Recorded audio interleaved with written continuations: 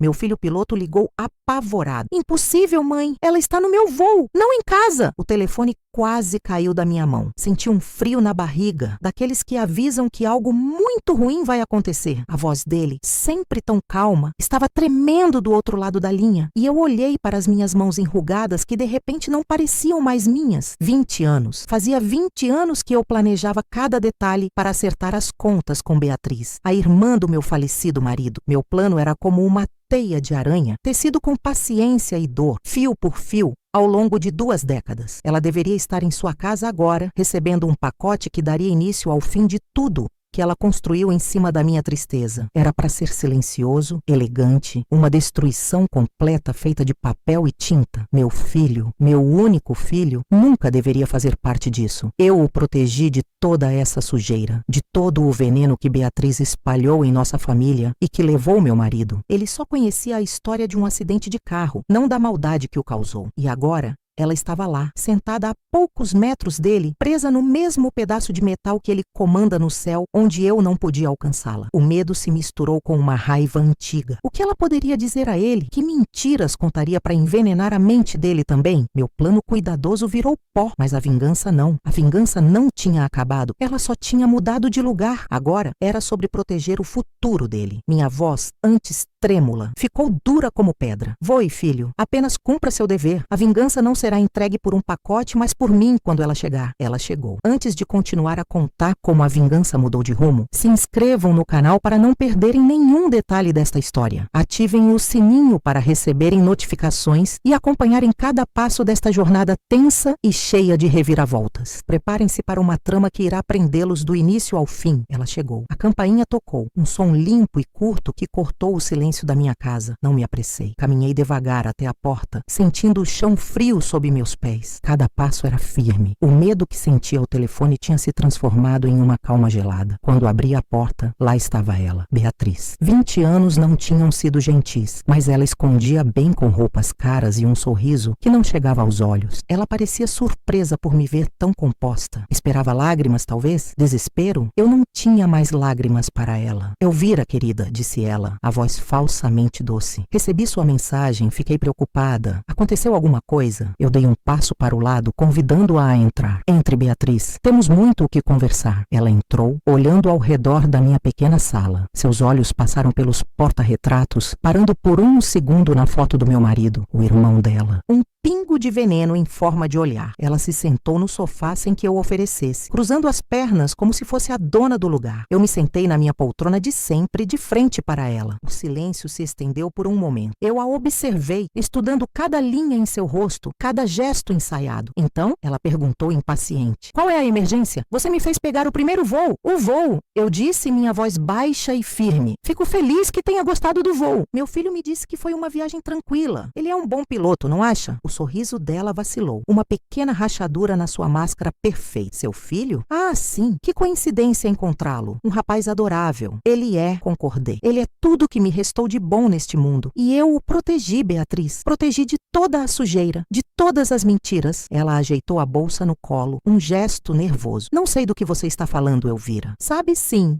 Continuei, inclinando-me um pouco para frente. Você esperava um pacote hoje, não era? Algo que iria expor alguns dos seus negócios, suas parcerias sujas, um plano para te deixar sem nada, assim como você me deixou. Seus olhos se arregalaram. O choque era real. Ela não esperava que eu soubesse. Ela não esperava que eu fosse capaz. Mas o plano mudou. Eu disse, sentindo uma força que não sabia que ainda tinha. Quando você entrou naquele avião, você mudou tudo. Você tentou chegar perto do meu filho. Você pensou que poderia envenená-lo também, como fez com o pai dele. Isso é um absurdo. Ela disse, a voz subindo de tom. A morte do meu irmão foi um acidente. Não foi um acidente quando você o incentivou a competir comigo em tudo, falei. Cada palavra uma pedra atirada. Não foi um acidente quando você o encheu de mentiras sobre mim, dizendo que eu queria roubar o dinheiro da família. Não foi um acidente a briga que vocês tiveram naquela noite, minutos antes de ele entrar no carro. Uma briga sobre mim. Eu sei de tudo, Beatriz. Eu ouvi a mensagem que ele deixou no meu telefone antes de sair. A mensagem que você não sabia que existia. O rosto dela perdeu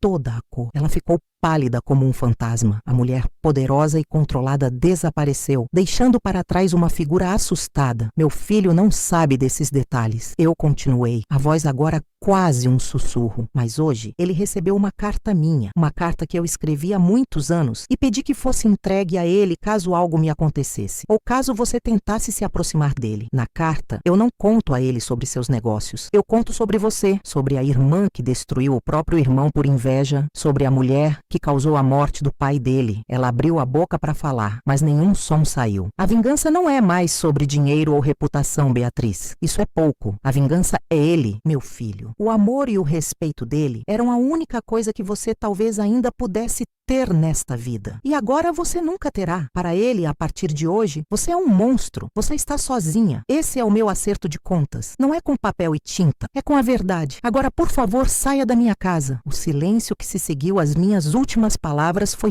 pesado, denso, como se o ar da sala tivesse se transformado em chumbo. Beatriz me olhava, a boca ainda entreaberta, os olhos arregalados de um jeito que eu nunca tinha visto. Era o pânico puro, despido de toda a arrogância que ela sempre vestiu como uma segunda pele. Por um instante eu quase senti pena, quase. Mas então me lembrei do rosto do meu marido no caixão, da solidão das noites que se seguiram, do peso de criar um filho sozinha, sempre com o medo de que o veneno dela pudesse, de alguma forma, alcançá-lo. Apenas se desfez como fumaça. Ela finalmente fechou a boca, engolindo em seco. O som foi alto na quietude do ambiente. Suas mãos, que antes descansavam elegantemente sobre a bolsa cara, agora se agarravam a ela com força, os nós dos dedos brancos. Você não pode ter feito isso, ela sussurrou, a voz rouca, irreconhecível. Você não faria isso com ele? Ele é seu filho. Exatamente, respondi, minha calma contrastando violentamente com o desespero dela. Ele é meu filho e eu o salvei de você. Salvei a memória do pai dele. Eu dei a ele a verdade, Beatriz. É um presente terrível, eu sei, mas é a verdade. E ele é forte o suficiente para carregá-la. Mais forte do que o pai dele foi, porque ele não terá você ao lado para sussurrar veneno em seu ouvido. Ela se levantou de um pulo, o movimento brusco e desajeitado. Nada parecido com a mulher controlada que havia entrado na minha casa. Isso não vai ficar assim, Elvira. Eu vou falar com ele. Eu vou explicar. Você não pode simplesmente destruir a minha vida com uma carta cheia de mentiras. Mentiras? Eu ri. Um som seco e sem alegria. Você quer falar de mentiras, Beatriz? Quer que eu pegue o telefone agora e coloque para tocar a mensagem de voz do seu irmão? A voz dele tremendo de raiva e dor, dizendo o que você falou para ele minutos antes, dizendo que ele ia me provar que não era o fraco que você dizia que ele era. Quer ouvir isso? Porque eu ouvi todas as noites por 20 anos. Aquela mensagem foi o meu combustível. A sua voz, através da dor dele, foi o que me manteve de pé. Cada palavra minha era um golpe, e eu a vi recuar passo a passo, como se estivesse sendo fisicamente empurrada para trás. Seus olhos corriam pela sala, procurando uma saída, uma rota de fuga, não apenas da minha casa, mas da verdade que a encurralava. Ele vai me odiar, ela murmurou para si mesma, o terror finalmente se instalando em sua face. Não era uma pergunta, era uma constatação. Sim, eu confirmei sem um pingo de remorso. Ele vai, e ele vai te esquecer. E você vai passar o resto dos seus dias sabendo que a única parte boa da sua família, o legado do seu irmão, te vê exatamente como você é. Agora, pela última vez, saia. Eu me levanteei também, caminhando lentamente até a porta e a abrindo. O ar fresco da noite entrou e pareceu varrer um pouco da podridão que ela trouxe consigo. Ela ficou parada por mais um segundo, o corpo tremendo, o rosto uma máscara de derrota. Então, sem dizer mais uma palavra, ela passou por mim, esbarrando no meu ombro. Não olhou para trás. Eu a observei descer os degraus da varanda, caminhar pela calçada como um autômato e entrar no carro de luxo que a esperava na rua. O motorista, um homem de uniforme, abriu a porta para ela e a fechou, isolando-a em seu mundo de riqueza e solidão. Fechei a porta e girei a tranca. O clique do metal soou como o ponto final de uma longuíssima frase. Apoiei a testa na madeira fria da porta, fechando os olhos. O cansaço me atingiu de uma vez só, um peso imenso que parecia querer me dobrar ao meio. 20 anos de raiva contida, de planejamento meticuloso, de dor remoída, e tudo tinha acabado em menos de 10 minutos. A teia de aranha que eu teci com tanto cuidado não tinha capturado a mosca. Ela tinha sido desfeita pelo vento e em seu lugar eu havia usado a verdade como uma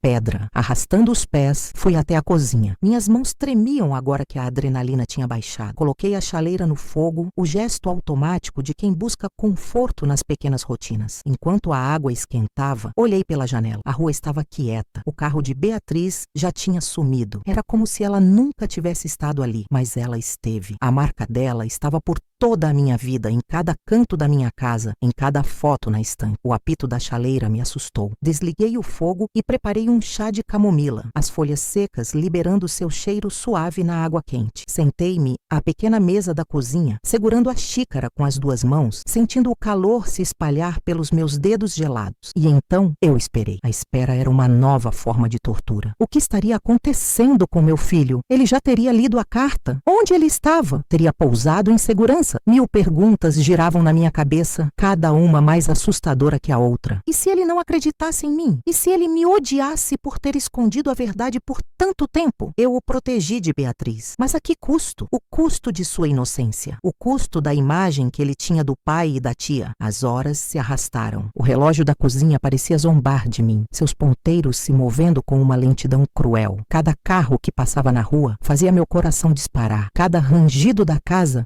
me deixava em alerta. O chá esfriou na xícara, intocado. Eu não conseguia engolir nada. O nó na minha garganta era grande demais. Levantei-me e comecei a andar pela casa, um animal enjaulado no seu próprio lar. Fui até o quarto do meu filho, que se mantinha quase igual a quando ele saiu para a faculdade de aviação. A cama arrumada, os livros de física e aerodinâmica na prateleira, um modelo de avião que montamos juntos quando ele era menino. Passei os dedos pela poeira fina na asa do pequeno avião. Tantas memórias felizes construídas sobre uma fundação de mentiras. Eu fiz isso por ele, para lhe dar uma infância normal, livre do peso da nossa tragédia. Mas talvez eu só estivesse adiando o inevitável. Voltei para a sala e me sentei na minha poltrona, a mesma de onde eu tinha confrontado Beatriz. O lugar ainda parecia carregar a tensão daquela conversa. Olhei para a foto do meu marido na estante. Seus olhos pareciam me questionar. Você fez a coisa certa, Elvira? Eu não sei, meu amor. Sussurrei para o silêncio. Eu só sei que não podia mais deixar aquela mulher chegar perto do nosso menino. Não de novo. O telefone tocou. O som foi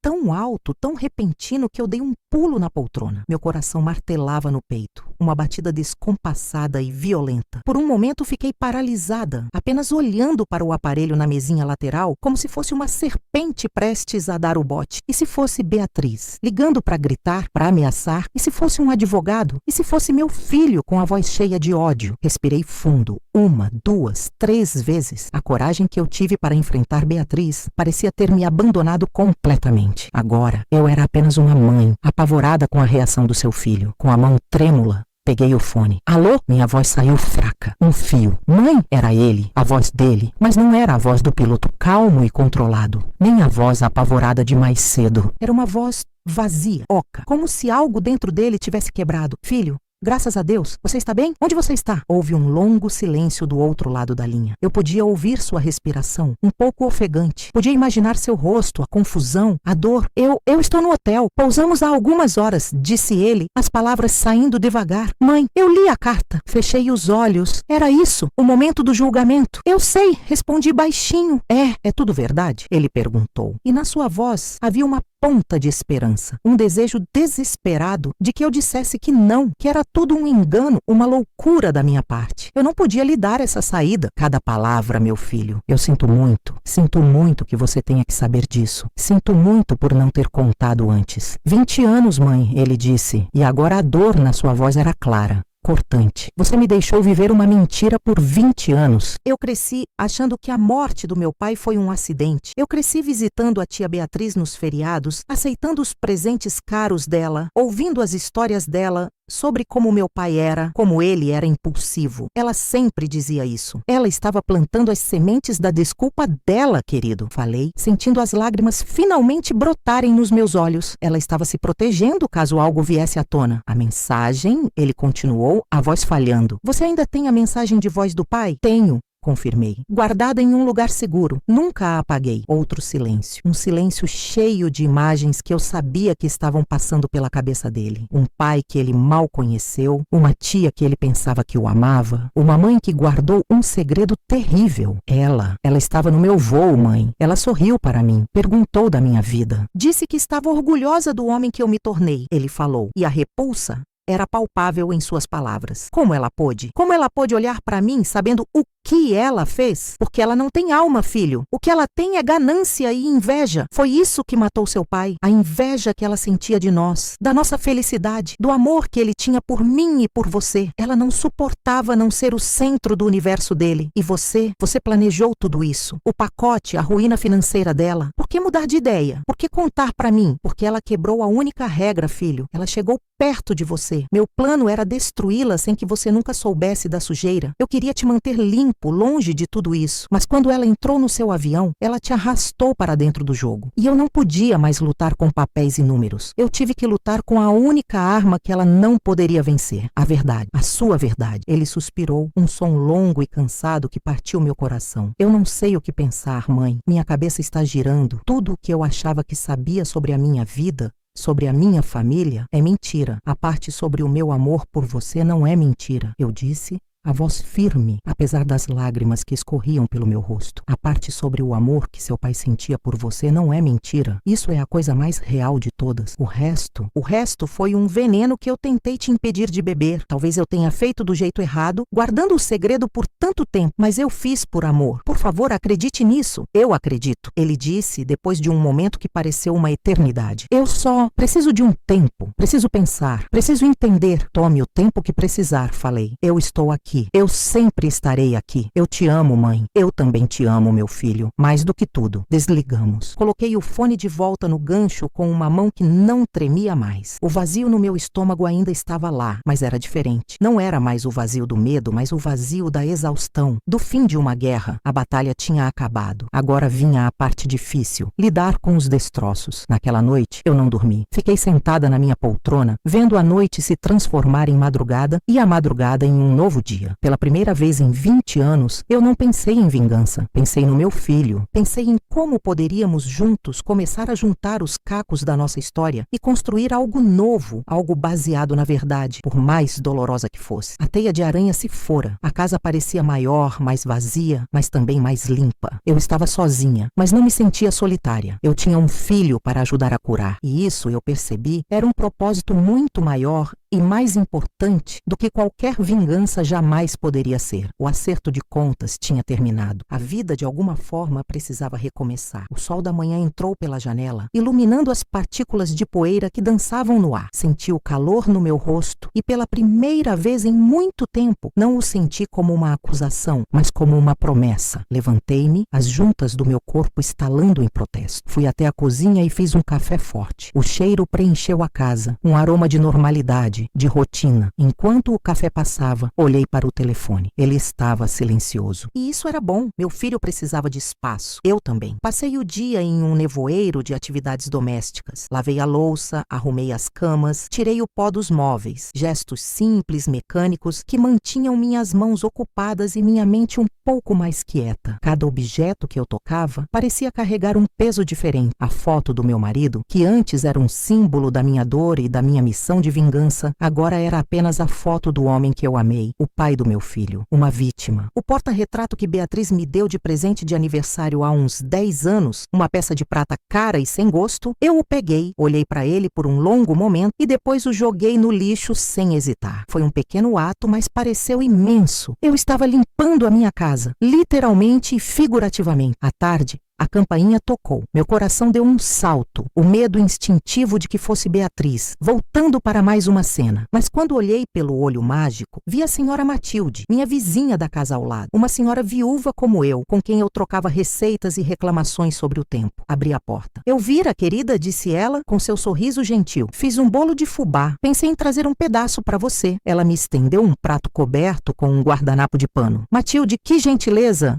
Não precisava, agradeci, pegando piralha o prato. O cheiro do bolo quente era reconfortante. Precisava sim. Você parece cansada, minha filha. Está tudo bem? Ela perguntou, seus olhos pequenos e astutos me examinando. Eu hesitei. Por 20 anos, ninguém soube da minha dor real. Ninguém soube do peso que eu carregava. Mas naquele momento, a gentileza simples daquela mulher quebrou uma barreira em mim. Entre, Matilde. Aceita um café? Convidei. Sentamos na minha cozinha com o café fresco e o bolo de fubá. E eu Conversei, não contei tudo, claro, não os detalhes sórdidos dos negócios de Beatriz ou a mecânica do meu plano de vingança, mas eu falei sobre a dor. Falei sobre como uma velha ferida de família tinha sido reaberta. Falei sobre a preocupação com meu filho, falei e Matilde ouviu. Ela não deu conselhos fáceis, nem disse que tudo ficaria bem. Ela apenas segurou a minha mão sobre a mesa e disse: o tempo, Elvira, o tempo não cura tudo, mas ele ensina a gente a carregar o peso de um jeito que não machuca tanto as costas.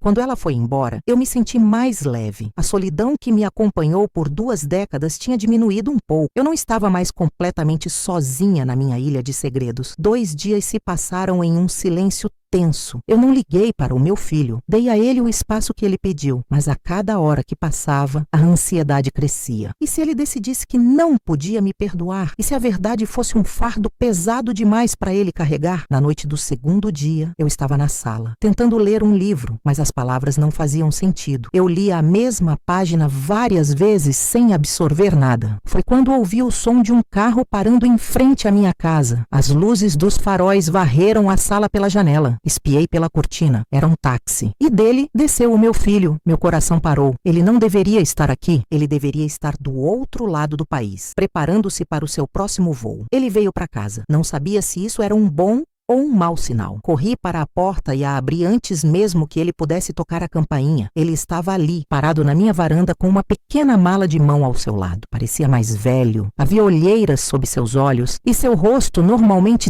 tão aberto e sorridente, estava fechado. Sério, ele me olhou por um longo momento e eu vi a dor em seus olhos, mas também vi algo mais, algo que eu não esperava. Eu pedi uma licença. Ele disse a voz baixa: alguns dias, eu precisava vir para casa. Eu não disse nada, apenas abri os braços. Ele hesitou por uma fração de segundo e então deu um passo à frente e me abraçou. Foi um abraço forte, desesperado. Senti seus ombros tremerem contra mim e eu o abracei de volta com toda a força que eu tinha, afundando o meu rosto em seu peito. E ali, na porta da nossa casa, nós 2 choramos. Choramos pelo pai e marido que perdemos. Choramos pelos anos de mentiras. Choramos pela dor da verdade. Choramos porque, apesar de tudo, ainda éramos mãe e filho e ainda tínhamos um ao outro. Quando finalmente nos separamos, eu segurei seu rosto entre minhas mãos. Você está tão cansado, sussurrei. Eu não consigo dormir direito, ele admitiu. Toda vez que fecho os olhos, eu a vejo, sorrindo para mim no avião, e depois eu vejo o rosto do pai, o rosto que eu mal lembro, mas que agora parece tão claro. Entre, meu filho, entre em casa. Ele entrou e a primeira coisa que fez foi ir até a estante e pegar a foto do pai. Ele a olhou por um longo tempo, traçando o contorno do rosto com o dedo. Eu quero saber tudo, mãe,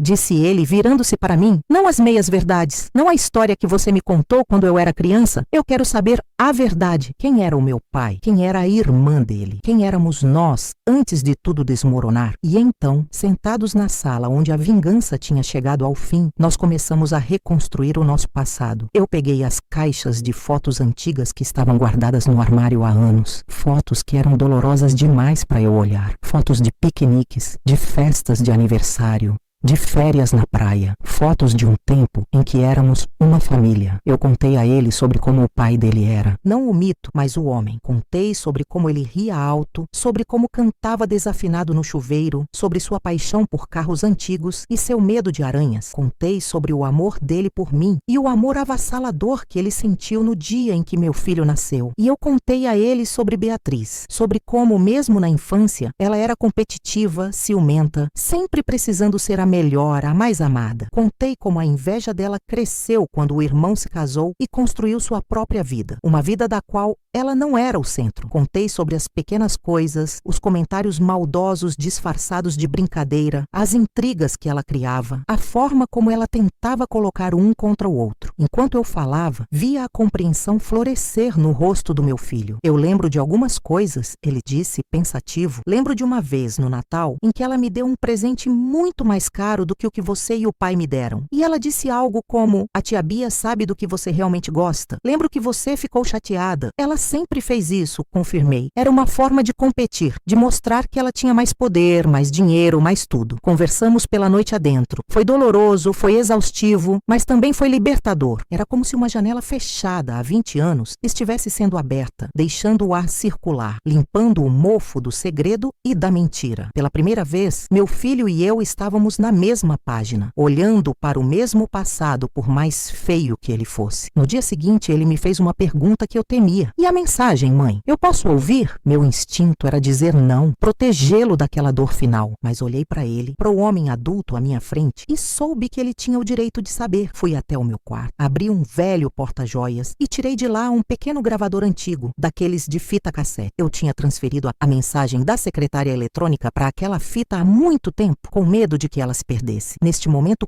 crucial, me pergunto, vocês já sentiram a necessidade de proteger alguém de uma verdade dolorosa? Compartilhem suas experiências nos comentários enquanto eu conto o que aconteceu a seguir. Voltei para a sala. Coloquei a fita no aparelho de som antigo que ficava na estante. Minhas mãos tremiam. Meu filho sentou-se no sofá, o corpo tenso. Apertei o play. O chiado da fita encheu a sala e então a voz dele, a voz do meu marido, jovem, forte, mas cheia de uma angústia terrível. Elvira, sou eu. Olha, eu estou saindo. Eu preciso esfriar a cabeça. A Beatriz, ela disse coisas horríveis sobre você, sobre nós. Disse que você está me afastando dela, da minha família, que você só quer o nosso dinheiro. Eu sei que não é verdade, eu sei, mas ela me deixa louco. Eu vou dar uma volta. Preciso pensar. Eu te amo. Não se esqueça disso. Eu te amo. A mensagem terminou. Um clique. E depois, o silêncio. Meu filho estava com a cabeça entre as mãos, os cotovelos apoiados nos joelhos. Ele não chorava. Ele apenas ficou ali, imóvel, absorvendo a prova final da traição de Beatriz. O som da voz do pai, a última coisa que ele disse antes de entrar naquele carro e nunca mais voltar. Depois de um longo tempo, ele levantou a cabeça. Seus olhos estavam vermelhos, mas sua expressão era firme. Obrigado, mãe, disse ele, a voz rouca. Obrigado por me dar a verdade. Naquele momento, eu soube que tínhamos superado o pior. A ferida estava aberta, exposta, mas agora podia começar a cicatrizar. Nos dias que se seguiram, uma nova rotina se estabeleceu. Nós cuidamos um do outro. Eu cozinhava suas comidas favoritas, ele consertava a torneira que pingava na cozinha e me ajudava no jardim. Falávamos muito, não apenas sobre o passado, mas sobre o futuro, sobre os seus sonhos, sobre os meus. Era como se estivéssemos nos conhecendo de novo, não como mãe e filho marcados por um segredo, mas como dois adultos, aliados, sobreviventes. Uma tarde, estávamos sentados na varanda tomando um suco, quando o celular dele tocou. Ele olhou para a tela e seu rosto se fechou. Ele me mostrou. Era um número desconhecido, mas a mensagem de texto que apareceu em seguida não deixava dúvidas. Precisamos conversar. O que sua mãe disse não é toda a verdade. Por favor, me dê uma chance de explicar. Com amor, tia Bia. Meu sangue gelou. A mulher não desistia. Meu filho olhou para a mensagem, depois para mim. Sem dizer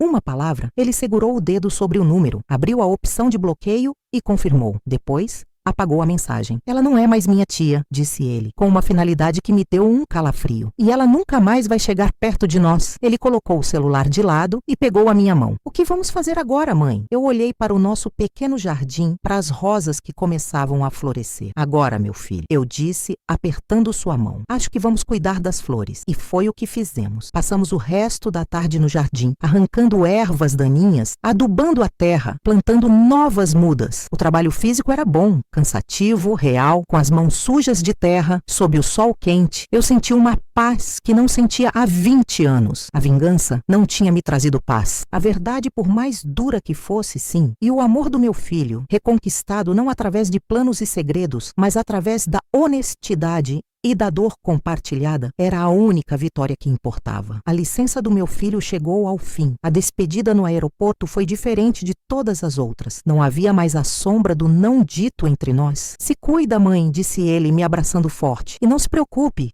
eu estou bem. Nós estamos bem. Voe seguro, meu amor, respondi beijando sua testa. Eu o observei passar pelo portão de embarque, alto, forte, o meu menino, o meu homem. Ele se virou uma última vez e acenou, com um pequeno sorriso, um sorriso de verdade. Voltando para casa, eu me senti estranhamente leve. A casa não parecia mais tão vazia, parecia cheia de uma nova esperança. Naquela noite, recebi uma carta pelo correio. Envelope caro, caligrafia elegante, era de Beatriz. Meu primeiro impulso foi rasgá-la sem ler, mas a curiosidade, ou talvez a necessidade de um encerramento final, foi mais forte. Abri. A carta era longa, uma mistura de acusações, súplicas e autocomiseração. Ela me chamava de cruel, de mentirosa. Dizia que eu tinha envenenado a mente do meu próprio filho contra ela. Dizia que o irmão dela nunca teria querido isso. Em meio a tudo isso, não havia um único pedido de desculpas, nenhuma admissão de culpa. Era a carta de alguém que se recusava a olhar no espelho. Cheguei ao final e li a última frase. Você tirou tudo de mim? Espero que você seja feliz na sua solidão. Eu dobrei a carta lentamente. Fui até a lareira que não era usada há anos. Acendi um fósforo e coloquei a carta sobre a lenha fria. O papel pegou fogo, as palavras de ódio se contorcendo e escurecendo até virarem cinzas. Solidão? Eu olhei ao redor da minha pequena sala. Olhei para a foto do meu marido, agora uma memória de amor, não de vingança. Olhei para o lugar vazio no sofá, onde meu filho tinha se sentado, e sorri. Eu não estava sozinha. Eu tinha a verdade, eu tinha a paz e eu tinha o amor inabalável do meu filho. Beatriz, em seu palácio de mentiras, com todo o seu dinheiro e poder, era quem estava verdadeiramente sozinha. E essa, eu percebi, não foi a minha vingança. Foi a consequência inevitável das escolhas dela. E isso era justiça. Fui para a cozinha, peguei o regador e fui para o jardim. A noite estava fresca e o céu cheio de estrelas. Enquanto eu regava as novas mudas que plantamos juntos, pensei em aviões, em como eles sobem acima das nuvens, para onde o ar é limpo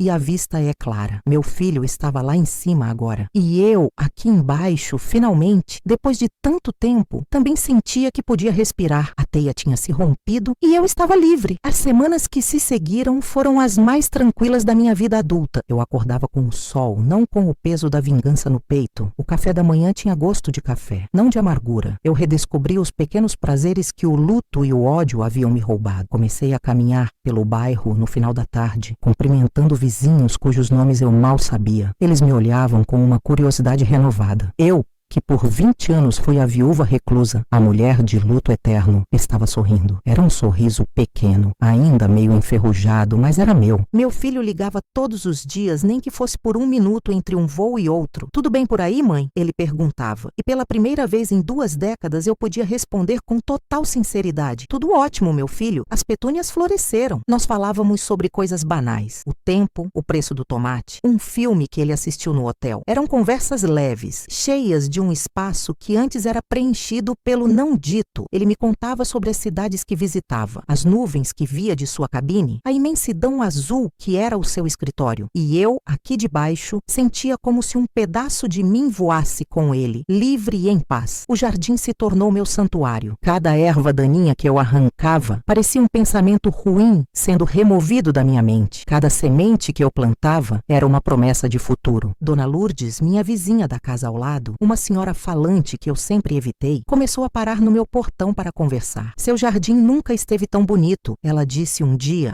apoiando os braços no muro baixo. Parece que a senhora está diferente também, mais leve. Eu sorri para ela, um sorriso genuíno. A gente precisa se livrar do que faz mal para a terra, não é, Dona Lourdes? Para as coisas boas poderem crescer. Ela concordou com a cabeça sem entender a profundidade do que eu dizia, mas sentindo a verdade naquilo. Aquele era o meu novo normal, um normal silencioso, simples, e eu o agarrava com todas as forças, com medo de que fosse um sonho do qual eu pudesse acordar a qualquer momento. A paz, no entanto, é um artigo de luxo para quem já viveu na guerra. E a minha guerra, eu descobriria, ainda não havia terminado, apenas tinha mudado de campo de batalha. Tudo começou numa terça-feira chuvosa. A campainha tocou no meio da tarde, um som que me sobressaltou. Eu não esperava ninguém. Olhei pelo olho mágico e vi um homem de terno, segurando uma pasta de couro. Abri a porta apenas uma fresta. Pois não? Perguntei desconfiada. Senhora Helena? Ele perguntou com uma voz sem emoção. Tenho uma notificação para lhe entregar. Ele me passou um envelope grande e pardo pela fresta da porta. Minhas mãos, que haviam passado a manhã cuidando de delicadas mudas de violeta, de repente pareceram grosseiras e trêmulas ao segurar aquele papel oficial. Assinei onde ele apontou e fechei a porta, o coração já batendo descompassado. Sentei-me à mesa da cozinha. O envelope na minha frente parecia uma bomba relógio. Eu sabia de quem vinha, só podia podia ser dela. Abri com um cortador de papel que pertencera ao meu marido. A linguagem era fria, legal, impessoal, mas o veneno de Beatriz estava em cada palavra. Era uma notificação extrajudicial, uma intimação para desocupar o imóvel em 30 dias. A alegação era absurda, mas cruelmente inteligente. Ela afirmava que a casa onde criei meu filho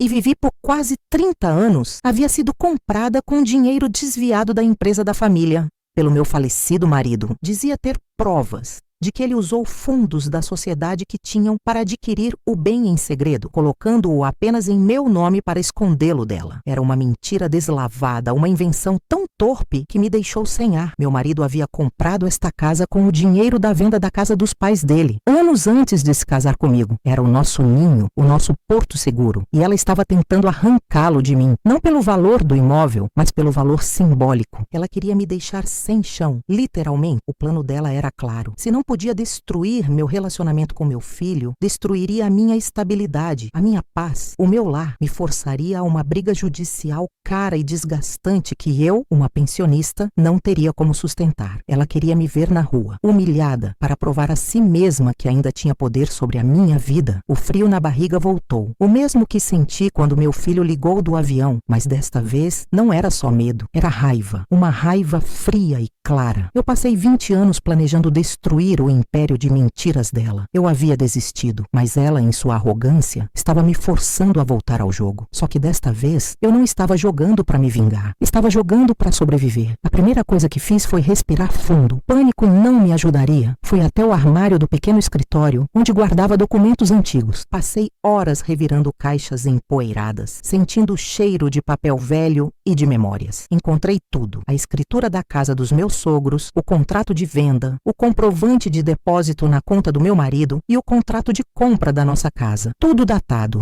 assinado, com firma reconhecida. Meu marido era um homem meticuloso. Beatriz, em sua pressa para me atacar, provavelmente não contava com isso. Mas ter os papéis não era o suficiente. Eu precisava de ajuda. Dona Lourdes, com sua rede de informações que faria inveja a qualquer agência de espionagem, me deu o nome de sua neta, Amanda, uma advogada recém-formada. Ela é nova, mas tem a cabeça no lugar e não tem medo de cachorro grande, disse a vizinha com um orgulho evidente. O escritório de Amanda era pequeno, em cima de uma loja de tecidos no centro da cidade. Cheirava a café fresco e a determinação. Ela era uma moça jovem, de óculos de armação grossa e um olhar que parecia ver através de mim. Eu contei toda a história. Não a parte da vingança, claro, mas a parte da perseguição de Beatriz, da mentira sobre a casa. Mostrei os documentos. Ela os analisou em silêncio por um longo tempo. Depois, me olhou por cima dos óculos. A alegação dela é fraca, dona Helena. Com esses documentos, a gente desmonta isso fácil. Mas ela não está fazendo isso para ganhar. Ela está fazendo isso para te desgastar, para te sangrar com custos de processo, para te manter acordada à noite. É um assédio judicial. E o que eu faço? Perguntei,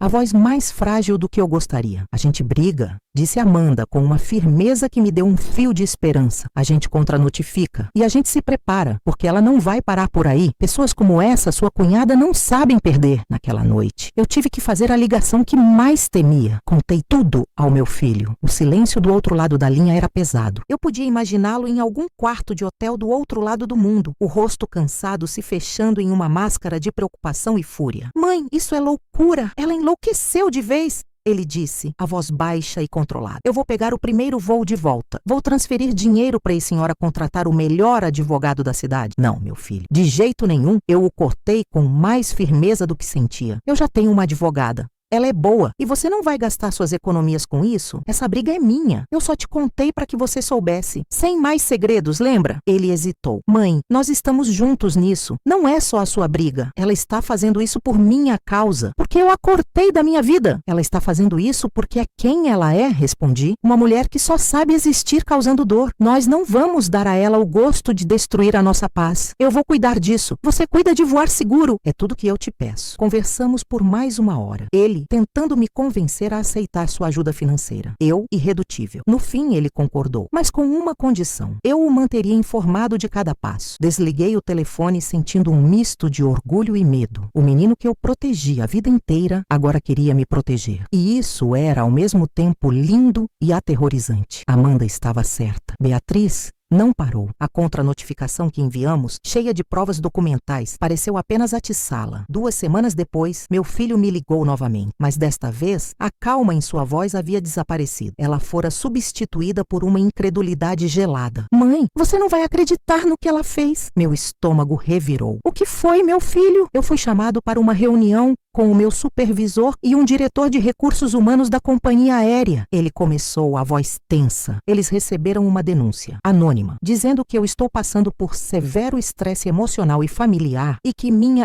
estabilidade psicológica para pilotar uma aeronave com centenas de passageiros deveria ser reavaliada. O ar sumiu dos meus pulmões. Era um golpe baixo, sujo, perverso. Ela não estava mais mirando em mim ou na minha casa. Estava mirando no sonho da vida dele, na sua carreira, na sua identidade. Um piloto sob suspeita de instabilidade psicológica é um piloto no chão. Ela sabia disso. Era o checkmate. Eles me disseram que, por protocolo, eu vou ter que passar por uma bateria de avaliações psicológicas. Ficarei em terra até o resultado sair. Vão abrir uma investigação interna. Ele continuou, a voz falhando pela primeira vez. Mãe, ela está tentando tirar de mim a única coisa que eu amo fazer. Ela está tentando destruir a minha vida. Naquele momento, algo dentro de mim se quebrou. A paz que eu havia cultivado com tanto cuidado se estilhaçou. A mulher que regava flores e sorria para os vizinhos desapareceu. E em seu lugar, a velha Helena, a estrategista, a mulher que passou 20 anos estudando seu inimigo, voltou. Mas agora, a motivação não era o ódio pelo passado, era o amor feroz pelo futuro do meu filho. Beatriz havia cometido seu maior erro. Ela havia subestimado o que uma mãe é capaz de fazer para proteger sua cria. Ela achou que eu era uma velhinha frágil,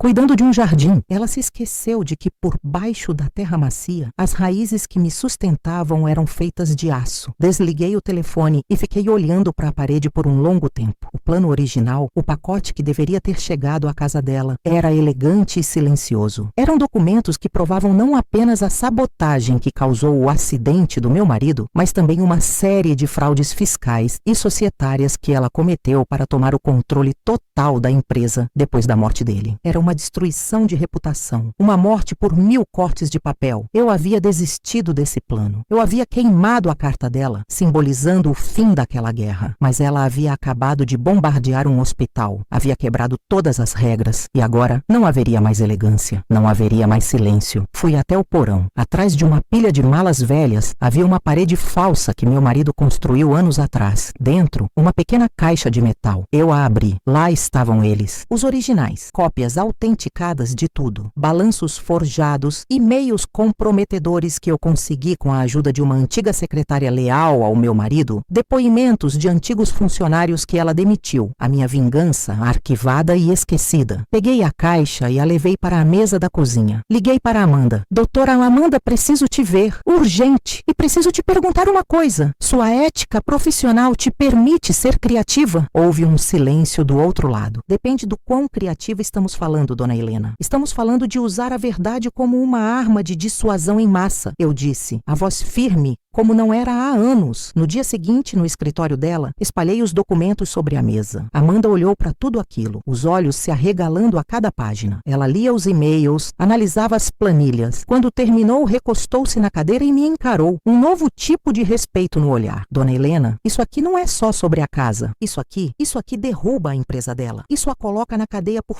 fraude, sonegação, por uma vida inteira de crimes. Eu sei, respondi calmamente. Eu guardei isso por 20 anos. Eu ia usar, mas desisti pelo meu filho, pela minha paz. Mas ela cruzou uma linha que não deveria. Ela atacou o meu filho naquilo que ele tem de mais sagrado. Agora não quero mais paz. Quero o fim da guerra. O que a senhora quer que eu faça? Ela perguntou, já entendendo que não se tratava de um processo comum. Não vamos entregar isso à polícia, nem à Receita Federal. Isso seria barulhento, demorado, e daria a ela a chance de usar seus advogados caros para se arrastar por anos nos tribunais. Eu quero algo mais rápido, mais definitivo. Meu filho me ligou naquela tarde. Ele estava arrasado, mas a conversa com ele me deu a peça que faltava no meu quebra-cabeça. Ele me contou que a empresa de Beatriz estava em processo de fusão com um grande conglomerado internacional, um grupo suíço conhecido por sua política de tolerância zero com escândalos e ilegalidades. O negócio da vida dela, tudo o que ela construiu estava dependendo da aprovação dessa fusão. Amanda, eu disse ao telefone para as advogadas mais tarde, descubra o nome do CEO desse grupo suíço, o nome do presidente do conselho. Quero saber tudo sobre eles. 2 dias depois, tínhamos os nomes. E com a ajuda discreta de um contato do meu filho no mundo da aviação internacional, que por coincidência conhecia alguém que trabalhava na empresa suíça, conseguimos um perfil detalhado do presidente do conselho. Um senhor chamado Klaus Richter, um homem obcecado por ética e reputação, que já havia desfeito negócios milionários por muito menos do que o que tínhamos em mãos. O plano foi montado. Não era um ataque frontal, era uma cirurgia. Amanda preparou um dossiê impecável, organizado, traduzido para o inglês e o alemão, com um resumo executivo que deixava clara a extensão das fraudes. Não fizemos nenhuma exigência, nenhuma chantagem, apenas uma carta de apresentação assinada por uma fonte preocupada com a integridade do mercado, que seria enviada por um correio seguro e rastreável, diretamente para o escritório de Herr Richter, em Zurique. Meu filho, mesmo em terra, foi crucial. Ele usou seus dias de folga forçada para me ajudar a organizar a cronologia dos eventos, a digitalizar documentos, a verificar informações. Trabalhamos juntos, lado a lado, na mesa da cozinha. Não éramos mais a mãe protetora e o filho protegido. Éramos parceiros, aliados. O olhar dele não era mais de tristeza ou medo, mas de uma determinação fria que espelhava a minha. Você tem certeza disso, mãe? Ele perguntou uma noite, enquanto fechávamos o pacote que mudaria tudo. Ela não nos deu outra escolha, meu filho, respondi, colocando a fita adesiva no envelope. Algumas ervas daninhas não podem ser simplesmente arrancadas. Precisamos secar a raiz. O pacote foi enviado numa segunda-feira. E então, nós esperamos. Foram os 3 dias mais longos da minha vida. Eu mal comia, mal dormia, cuidava do jardim no piloto automático, as mãos na terra, mas a mente a milhares de quilômetros de distância em um escritório na Suíça. Na quinta-feira, o telefone do meu filho tocou. Era um número bloqueado. Ele atendeu no viva voz. A voz de Beatriz soou, mas era uma voz que eu nunca tinha ouvido antes. Não era arrogante, nem debochada. Estava quebrada, despedaçada pelo pânico. O que você fez? Ela sibilou, quase um choro. O que vocês fizeram? Eles cancelaram a fusão. Klaus Richter me ligou. Eles sabem. Como eles sabem? Meu filho me olhou. Eu fiz um sinal para que ele não dissesse nada. O silêncio dele foi a resposta mais poderosa. Foi você, não foi? Ela continuou, a voz subindo uma oitava. Sua mãe, aquela víbora, ela guardou tudo. Eu devia saber. Eu devia ter destruído vocês quando tive a chance. Vocês acabaram comigo. Acabaram com tudo. Você acabou com você mesma, Beatriz. Meu filho disse, a voz calma e cortante. Você fez suas escolhas. Agora viva com elas. E nunca mais chegue perto da minha mãe ou de mim. Nunca mais ligue para este número. Ele desligou. Nós ficamos em silêncio por 1 minuto. O som da histeria dela ainda parecia ecoar na cozinha. Então, ele se virou para mim e me abraçou. Um abraço forte de um homem feito que me levantou do chão. Acabou, mãe. Ele sussurrou no meu cabelo. Agora acabou de verdade. No dia seguinte, a advogada de Beatriz ligou para Amanda. A ação de despejo foi retirada. Na segunda-feira pela manhã, meu filho recebeu um telefonema do RH da companhia aérea. A denúncia anônima havia sido reavaliada e considerada infundada. Um pedido formal de desculpas foi feito. Sua licença foi revogada e ele estava liberado para voar. A notícia da fusão cancelada não saiu na grande imprensa, mas no mundo corporativo foi um terremoto silencioso. A empresa de Beatriz, supervalorizada na expectativa do negócio, despencou. Soube por boatos que ela teve que vender grande parte de suas ações a preço de banana para cobrir as dívidas. Seu império não ruiu com uma explosão, mas implodiu em silêncio, consumido por dentro. Na semana em que meu filho voltou a voar, eu o levei ao aeroporto. O abraço de despedida foi longo. Obrigado, mãe, ele disse, olhando nos meus olhos. Por lutar por mim, eu sempre vou lutar por você. Respondi, ajeitando a gola do seu uniforme. Sempre. Eu o vi caminhar em direção ao portão de embarque. Não mais como um menino fugindo de um passado sombrio, mas como um homem que havia enfrentado seu monstro e vencido. Voltei para casa. O sol da tarde entrava pela janela da sala, iluminando as partículas de poeira no ar. A casa estava quieta, mas não era um silêncio de solidão. Era um silêncio de paz. Uma paz conquistada, não herdada. Fui para o jardim. Havia uma nova rosa que tinha desabrochado de um vermelho tão vivo que parecia uma gota de sangue no meio do verde. Ajoelhei-me na terra, o cheiro de vida enchendo meus pulmões. A vingança, eu percebi, era um veneno que você tomava esperando que o outro morresse. Eu quase morri com ele. O que me salvou não foi destruir Beatriz, foi proteger meu filho. A motivação era diferente. O amor, não o ódio. E isso fazia toda a diferença. Eu não sentia a alegria pela queda dela. Eu sentia nada. Ela havia se tornado irrelevante. Uma nota de rodapé na minha história. A teia que eu teci por 20 anos não era uma armadilha para ela, afinal. Era uma prisão para mim. E agora, finalmente, eu estava livre. Livre para cuidar das minhas flores, para conversar com minha vizinha, para esperar o telefonema do meu filho piloto voando alto acima de todas as nuvens. E enquanto eu regava a rosa vermelha, eu sorri. Não era o fim da minha história. Era o começo. Espero que tenham sentido a intensidade da minha luta. O que vocês acharam da minha decisão de proteger meu filho a qualquer custo? Me contem nos comentários e deixem o like. Se inscrevam para não perderem os próximos capítulos desta história.